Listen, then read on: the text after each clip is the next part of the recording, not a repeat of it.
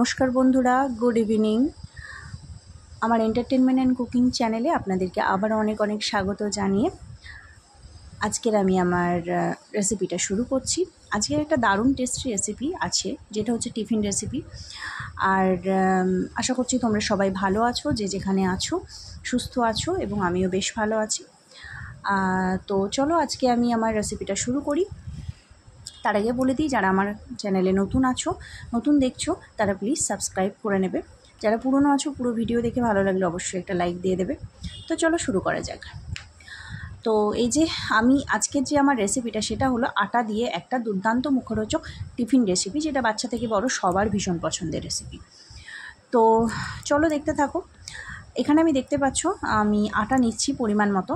আমি এখানে 2 কাপ মতো আটা নিচ্ছি। তোমরা তোমাদের মেম্বার অনুযায়ী, বাড়িতে কতগুলো লোকজন আছে সেই অনুযায়ী তোমরা 1 কাপ বা 2 কাপ বা 3 কাপ তোমরা নিতে পারো। তো আমি 2 কাপ নিয়েছি।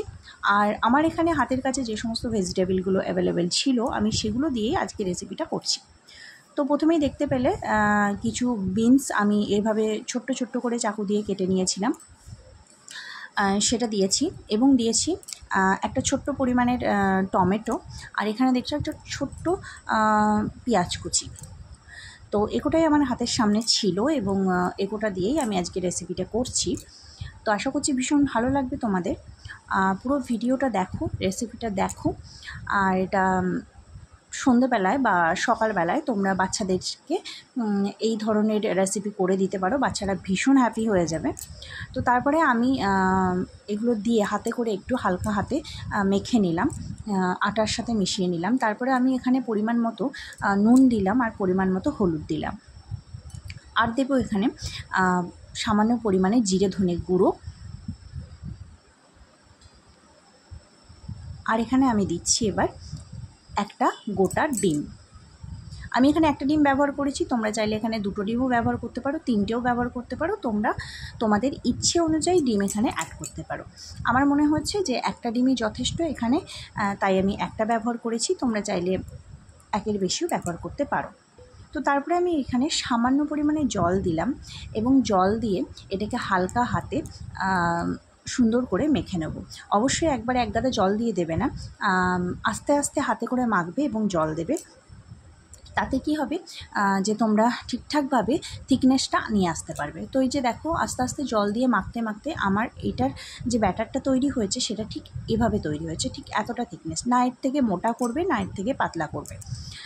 তো ঠিক এরকমভাবে তৈরি করার পরে হাতটা ধুয়ে নিয়েছি। তারপরে আমি এখানে দেখো এটাকে একটা ঢাকনি দিয়ে মোটামুটি 10 মিনিট মতো ঢেকে রেখে দিয়েছি।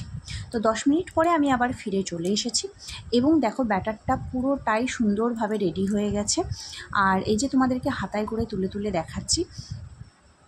তো চলো এবার যে নেক্সট কাজ, সেটা হচ্ছে একটা তাওয়া নিয়ে নিয়েছি আমি এখানে। তোমরা চাইলে কড়াইও ব্যবহার করতে পারো। তো আমি এখানে তাওয়ার মধ্যে প্রথমে সামান্য পরিমাণে সর্ষের তেল দিয়ে দিলাম। আর আমি এখানে সর্ষের তেল ব্যবহার করেছি, তোমরা সাদা তেলেও করতে পারো, বা যারা চাইছো বাটার দিয়ে করতে, তারা বাটার দিয়েও করতে পারো। তো আমি এখানে সামান্য পরিমাণে সর্ষের তেল দিলাম। আর একটা আলুকে আমি এভাবে কেটে এটাকে ব্যবহার করেছি তেলটাকে পুরোটা তাওয়াতে ছড়িয়ে নেওয়ার জন্য। তোমরা চাইলে তোমাদের যদি যেভাবে স্প্রেড করার এক রকমের ব্রাশ এখন উঠেছে, সেগুলো চাইলে করে নিতে পারো, বা যে কোনোভাবে তোমরা তেলটাকে এভাবে স্প্রেড করে নিতে পারো। তো আমার হাতের কাছে যেটা ছিল সেটা দিয়ে করেছি। তারপরে এই যে দেখছো, হাতায় করে করে আমি এভাবে ব্যাটারটাকে তুলে আস্তে আস্তে করে এভাবে দিয়ে গোটা তাওয়াটায় যতটা বড় করার দরকার আমি ঠিক ততটা বড় করে নিচ্ছি।